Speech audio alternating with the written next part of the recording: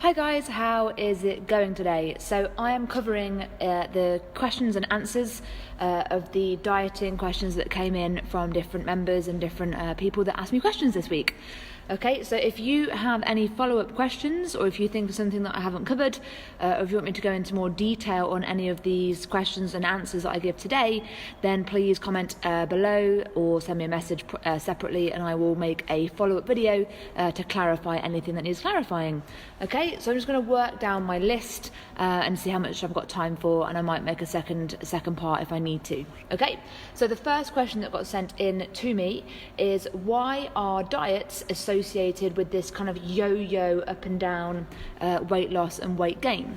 And I would say that, again, I wouldn't say that I'm anti-diet, but I'm certainly not pro-diet, because a lot of the diets that are out there encourage you to either completely drop out a macronutrient, to quit on certain foods and drinks, and they kind of encourage a point system or a sin system, or even things like having milkshakes and kind of their own bars and meals that you eat instead of cooking food for yourself in your own kitchen. And what you have to consider is that if someone is selling you a diet, if someone is encouraging you to down a certain path of a certain diet, and that involves buying products, shakes, bars, meals, snacks, they're profiting off that. And what you'll often find, and again, I can't say in all cases, but in most cases, are the ones that I'm aware of, the approach tends to be a bit too dramatic, a bit too severe, and generally lacks the kind of nutritional education behind it to really support you from a health point of view. So what tends to happen when you go on a diet is that you cut out a chunk of calories, either through cutting down your food, which, you know, that's not a bad thing. That's not where these are going really wrong. But what tends to happen is that you just cut out too much. So you get this kind of initial fast weight loss. So you lose maybe a few kilos in the first couple of weeks, and that might continue for a few weeks. So you kind of go, oh, this is brilliant, I'm going really well. And then you reach a point where you've got a wedding or a birthday or a party or something else where you have to break the rules that you've set down for yourself. So the diets often come with restrictions and rules and things that you have to stick to. For example, a certain number of calories, or a certain number of sins, or a certain number of anything in particular that you know, whatever, pick a diet and you'll find some examples of what you have to cut out. And when you socially are kind of forced into breaking your rules, it all falls. You fall off the wagon, basically. It kind of all falls apart, and you can't see how to integrate those two things together. You can't see how to do the diet and still have the social life and the eating out and the drinking and stuff that you want to do, and in my opinion, that you should be able to do. So what tends to happen is that we have a rebound effect after the diet. You've been kind of restricted and restrained for so long, so when you start eating normally again, when you go back to your old habits, you tend to kind of go back up in weight. And every time this happens, the metabolism gets a little bit less resilient, let's say. So if you've lost weight the first time and you've bounced back up, you probably won't go too much over what you weighed originally. The second time around, you might bump up a little bit higher. The third time around, you go down and back up a little bit higher. So the metabolism has remarkable bounce back ability, but only insofar as the number of times that you diet. When you come off your diet and you go back into, so shall we say, normal eating, you rebound higher than you started in the first place. So that's kind of what you got to bear in mind about this, is that if the diet is too strict, too severe, too dramatic, too anything that you can't manage on a day-to-day basis, then at some point you're going to fall off it, and at some point you're going to rebound, unless you've really, really worked on changing your habits and kind of got yourself into a good place with confidence and everything to do with how you feel about food. So that is why diets tend to be associated with this kind of up and down weight, because they tend to be too restrictive. They're not really adaptable around the social events that you want to participate in, and therefore you reach a point where it doesn't work for you anymore, and we have this rebound effect, okay? So if you want me to go into more detail on the metabolism side of things, I can, but I don't want to overdo it for you today on that. So that just gives you a brief overview for that first question, okay? So question number 2 is, should I be on a diet? And if you listen to the answer to question 1, you probably get the sense of what the answer to question 2 is going to be. But I will preface this by saying that the word diet, I believe, comes from like Latin or Greek or something like that, and it actually translates, or it means lifestyle. So the word diet actually means lifestyle. So if we take it as it's as it's actually meant to be, yes, you should be on a diet, because if you approach this with a lifestyle approach, then you can really work on changing everything across the board, from fitness, from strength, from sleep, from stress management, to nutrition, to hydration, to all the things that impact your body and your health. So if you look at it from that point of view and say, I'm looking at kind of upgrading different areas of my lifestyle, gradually improving the quality, improving the quantity of sleep, kind of all the different things that that we aim to do here at Rossell Fitness. If you're aiming to do that across the board, across the whole lifestyle, and if you're calling that a diet, then yes, that's what we want to do. Okay, but if you're asking me if you should be on a specific diet, like I don't know, the paleo diet or the keto diet or the Slimming World diet, there's so many out there, and I really disencourage you from following those paths, at least without a lot of guidance and a lot of education. Okay, so that's something to bear in mind. If you can apply the word diet to mean lifestyle, then you go for it, because that is exactly what I'd encourage you to do. Little upgrades in all the areas across your lifestyle, and making sure that it works for you and your family, and it's not just something that's a one-size-fits-all approach that you have to kind of really work hard to make it work for you, okay? The right approach for you should feel fairly natural and fairly easy to apply. Obviously everything has its road bumps, but if you can apply it kind of simply and easily and it makes sense to you, then it's going to be something that is slightly more long term, which is what we're looking for. We're looking for long term lifestyle change. Okay. So the third question, what is the best diet? So again, that's kind of just basically reiterating what I said in question 1 and question 2. The best diet is the one that works for you. So it's personalizing the approach that you take to everything in your lifestyle. Okay. So think, is this working for me? If it's not, how can I adapt it to make it work for me?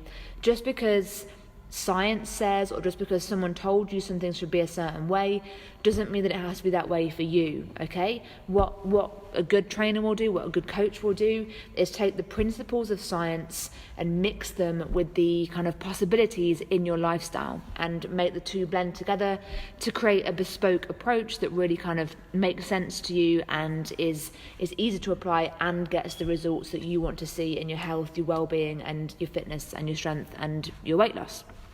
Okay, so the fourth question on the list is, how many times a day should I eat?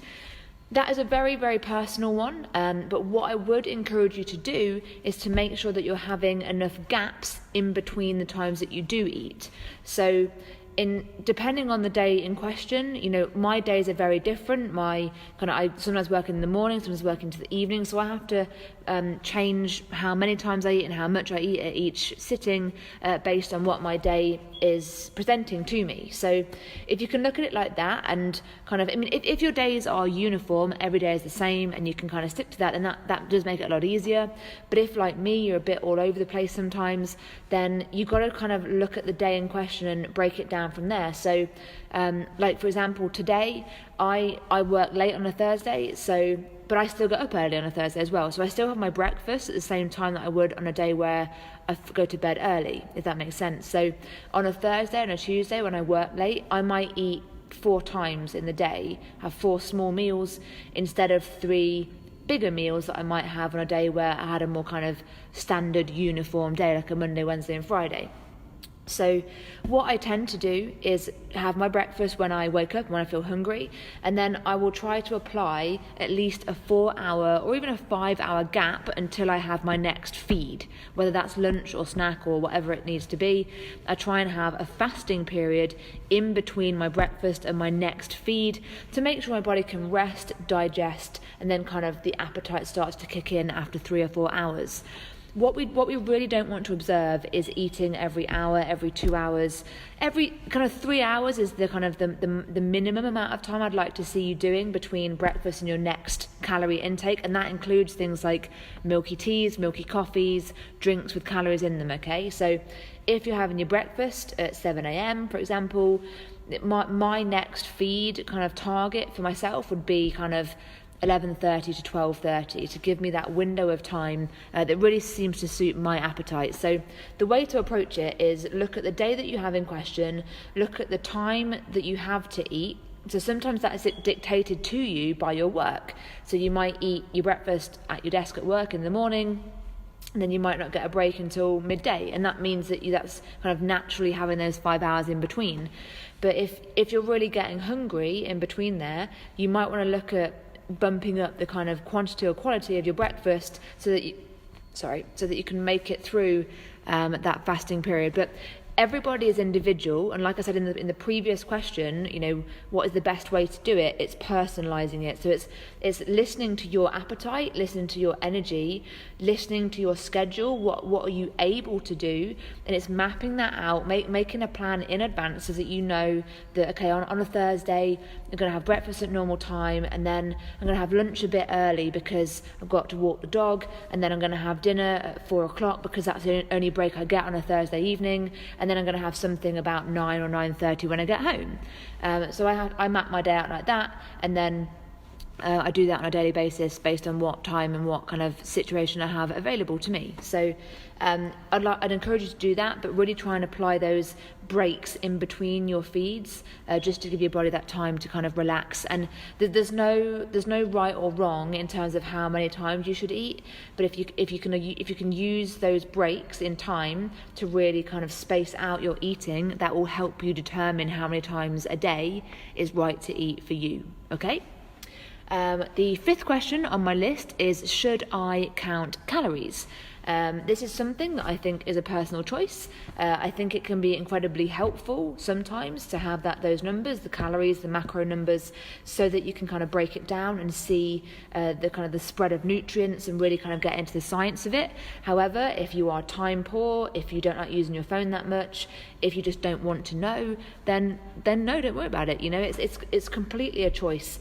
I would say that when I work with someone, I do encourage them to track their calories and macros if they hit a plateau. So I might start them off just making some small changes in their nutrition, and then if they reach a point where they're just not going to get anywhere and nothing's changing, if they're plateauing in their results, then I might say, right, let's look at those numbers just for a week or two, and let's see if we can get some movement in tweaking those numbers. So it's really a personal choice. It's not a necessity if you want to get results, but it can be helpful if you are kind of stuck in a rut and you want to know the next stage of how to get to the next level. Okay. The question number 6 is, should I avoid carbohydrates? No, is the very short answer to that question. This is probably a question in itself. I mean, a whole video in itself. So I'm going to just say no for now, and I'm going to come back and make a follow-up video just on that question. And I will also do the same thing for the next question, which is, should I avoid fats? No. Excuse me. So I'm going to make 2 follow-up videos already on carbohydrates and fats, just to really clarify what we should and shouldn't be doing in those areas. But the short answer to those questions, no, we shouldn't avoid carbs, and no, we shouldn't avoid fats. But there are caveats to that as well, so I will cover that in more detail on the next videos. Okay, question number 8 is, should I be fasting? And I kind of covered this a minute ago when I answered the question about how many times a day should I eat. Because I was talking about those mini fasting periods between your feeds. So I definitely think you should abide by those kind of 3 to 5 hours in between your feeds. But what I would like you to observe is a fasting period overnight. Ideally of 12 hours, if you can push it to 14 hours, amazing. So what happens then is that your body kind of resensitizes, everything kind of recovers and gets back to normal, so that you can start the next day with a healthy appetite and really fuel up your body, ready to do what you need to do. So the fasting is a personal choice in terms of whether you extend that beyond that time. Like some people like to do like a 16-8 kind of fasting cycle. I personally don't think that works very well for me. I think I'd chew someone's arm off if I if I had to do that. So really, the best thing to do is to try it, see if it works for you, and then go from there. And if you have any follow-up questions about fasting, just let me know. But those mini fasts between meals, between feeds, and that overnight fast to really finish off the day. Thanks for your time, and I'll catch you on the next one.